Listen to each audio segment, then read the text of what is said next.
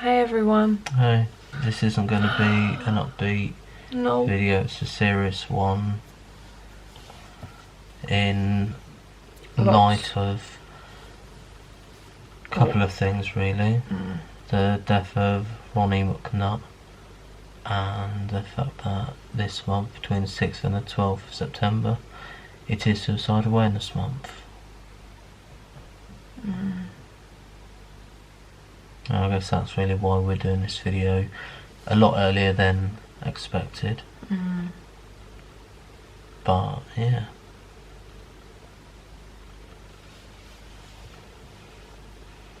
It's difficult to talk about, and I think that is part of the problem. Yeah.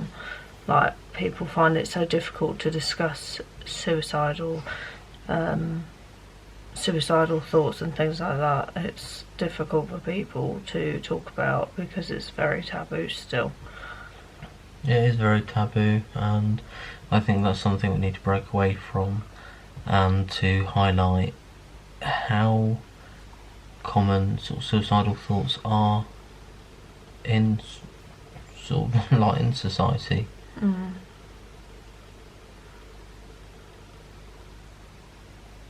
Like, I don't know, this video is very sort of abrupt, I guess. It is a last minute decision. Yeah. It's not even 8:30 in the morning and we woke up to warnings all over social media and news sites about sort of like the suicide of this guy. I won't go into too much detail. Google does exist, because of the nature of it, out of respect for his family, I definitely don't want to go into it. No. But I think it's probably a good time to make this video. Like, I actually completely forgot it was Suicide Awareness Month. I thought it was later on in the year, but As did I, but I think I was more thinking of Mental Health Awareness Week. and these are the things that I need to discuss on my channel, because there are people who struggle. Yeah. And as horrible as it is, you have to talk about these things to get the message across. Yeah, and to highlight how sort of common it is.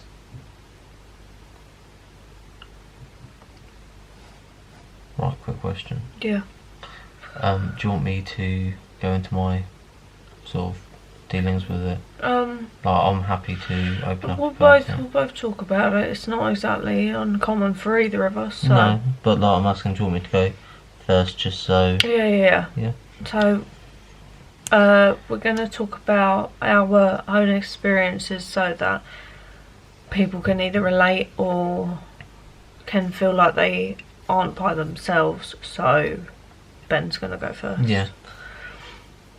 So, sort of like briefly, mental health, it's always been in my life. I've dealt with it from a very young age, not necessarily myself, but within my family, and sort of into junior school I started to have trouble with my mental health, and it's all like at that point in my life I started saying I wanted to die. So I was year 5, so I think that's about 8, 9 years old, and I'd moved to a new school. It was all really stressful and difficult, last minute move, details I'm not going to go into, but it was a very distressing time, and I don't actually remember saying this, sort of like, my mum has actually told me this is what I said, and the school didn't bother to help me. Like, I said that I would rather be dead than being in that school, and that I just wanted to die. And it wasn't until year 6 that the school took things seriously. and I had a full-blown sort of breakdown at school, and they decided, okay, we'll ring Ben's mum, we will get her in, and then we will call the doctors and get an emergency appointment. To which the doctor at the time didn't do anything, as his excuse being he didn't want to potentially harm my future employment. That was his excuse. And I think sort of going on later into life, I never really struggled with suicidal thoughts. Not until, well, suicidal thoughts and suicide in general, sort of like 2009. I was 17 years old. I had a close friend who went through a little bit of a difficult time, and I think one thing just pushed her over the edge, and she made an attempt on her life. And it was sort of like the only saving grace, I'd say, was I was out with my friend and I decided to come back. I jumped online, logged onto MSN, and her message popped up within 3 seconds of me logging on, asking for me to call her. And the moment I was on the phone to her, she's in absolute hysterics, like in a really bad place. And it actually turned out she had taken an overdose. And so everything from there is essentially a blur. Like, I was probably on the phone to her for 30 minutes, but it seemed like 2-3 hours. And for the measures I took, it means that today she is alive. And she's doing really well. She's doing well, yeah. And what I didn't realise is the same year I would face my sort of own demons, essentially. Yeah. Like, some crap happened in my life that drove me to a very dark place where I was seriously considering taking my life. And I think it was actually going out for a walk at 1 in the morning in a not very good place, actually contemplating whether to end it that night. And it's going home, sort of like about 45 minutes later, just walking upstairs, sitting on the end of my bed, and just breaking down fully. Sort of like I crashed, and that is definitely the closest I've been to taking my life. I think being that close scared the living crap out of me. I think reality hit me like a ton of bricks. Mm.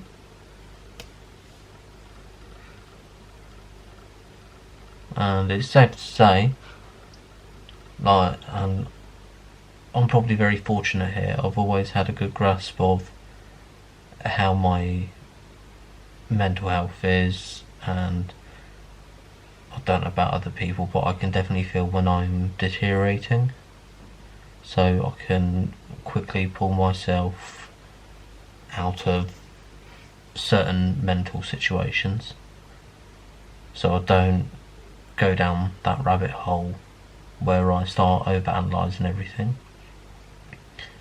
But fortunately I've not really been in that place since, nowhere near the edge. A few dark blips, but definitely nothing that compares to how I was 11 years ago.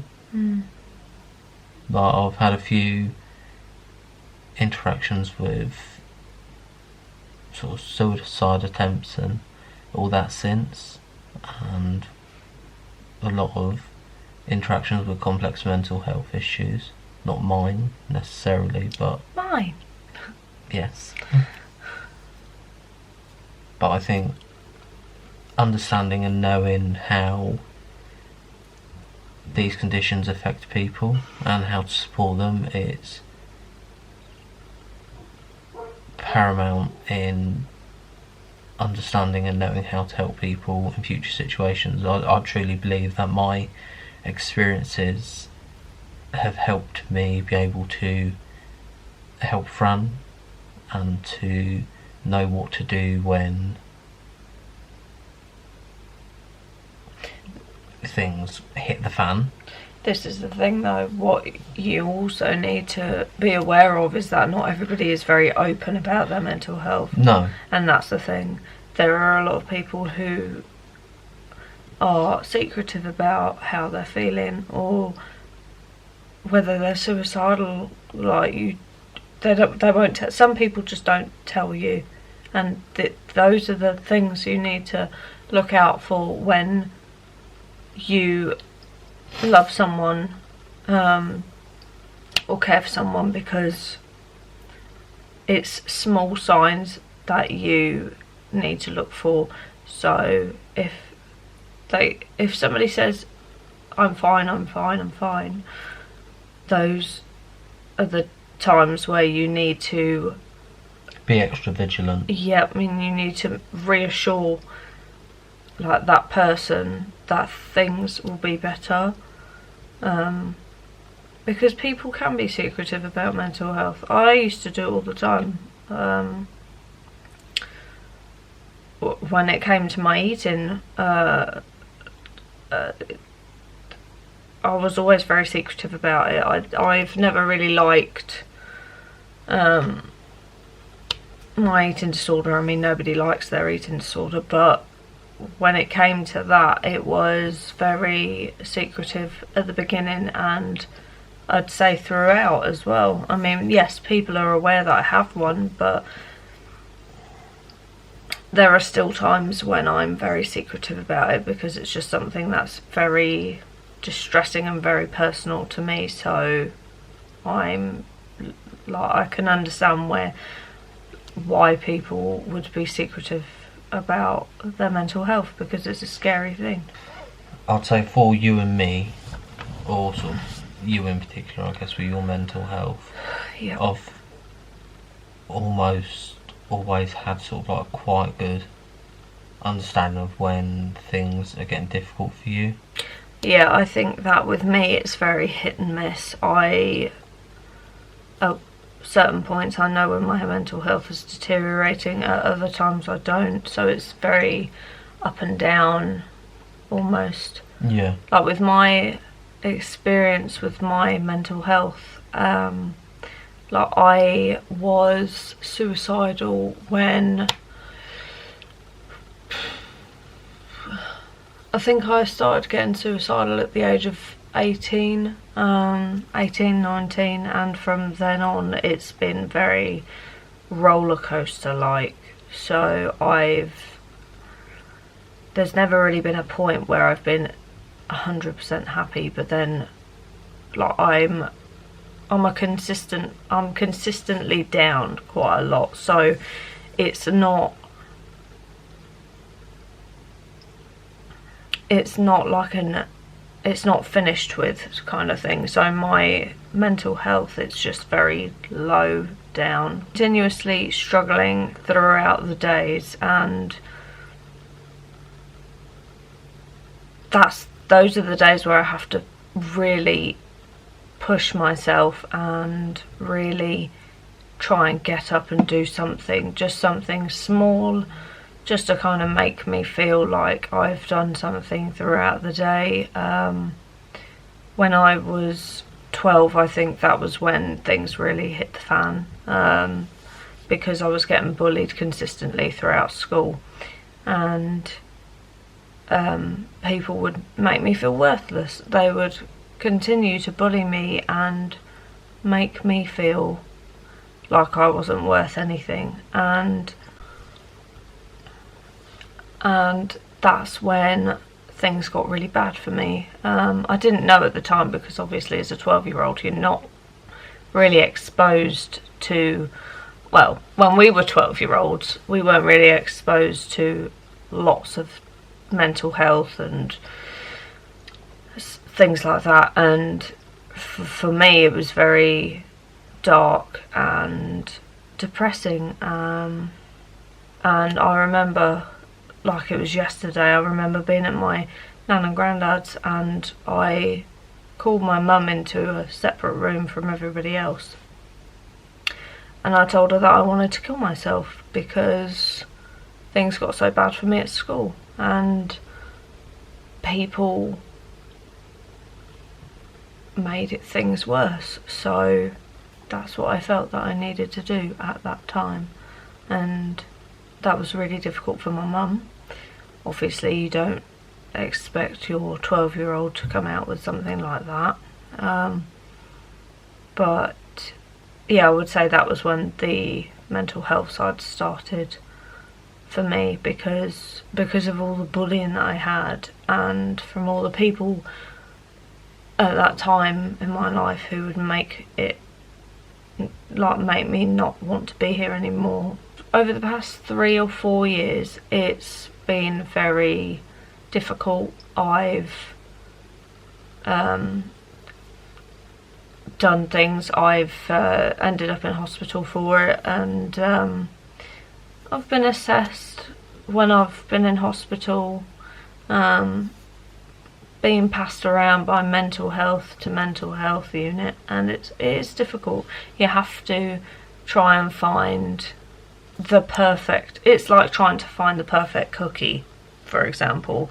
You have to try and find that really delicious cookie that you want to get, and there's no other cookie that will be as good as this one. So for me, I had to try and find that perfect person who would be best to help me with my mental health, and I think it does take time and it does take a lot of work and a lot of pain, but when you find the right person to speak to, I think that is when things do start to look a little bit brighter. So like with my mental health over the past couple of years, yes, I've ended up in hospital, and I would say I've attempted suicide several times, but I'm still here. So yeah, I think that, yeah, I just feel like it's very important to discuss it, as much as it's making me feel very vulnerable and making you feel vulnerable. It's just a very important thing to discuss, and if we can help one person with getting through their struggles, then that's all that matters for me, I think. Yeah. Cool. Yeah. No, I think sharing sort of my experiences, my history with it, like, I don't really let myself feel vulnerable in that sense, because I know that sort of suicide amongst men, it's more of a taboo subject. It's a very like, I suppose some guys feel sort of emasculated feeling so vulnerable, but it's important that we do talk about it, especially amongst men. Yeah. Like, it's almost, there's an expectation that men have to stay silent, keep their problems to themselves, when in reality, like, people with that mindset are part of the problem. They are part of the problem, and it's why men, like, who aren't comfortable talking about how they feel, it's why they take their lives. So we need to get rid of that outdated sort of mindset and start talking. I couldn't agree more.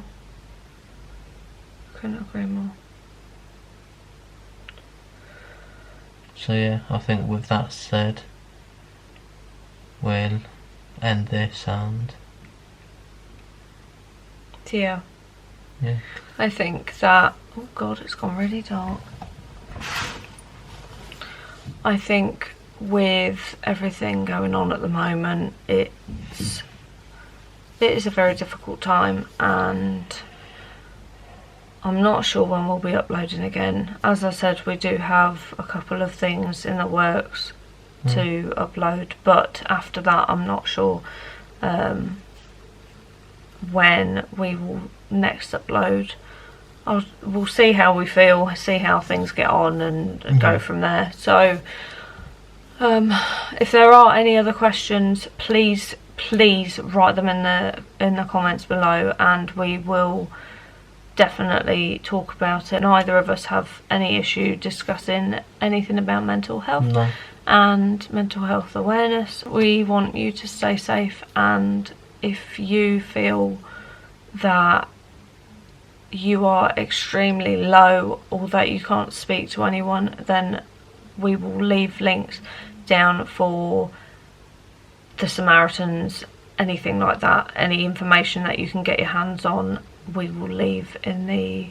There will also be an international list of yes, people you can help.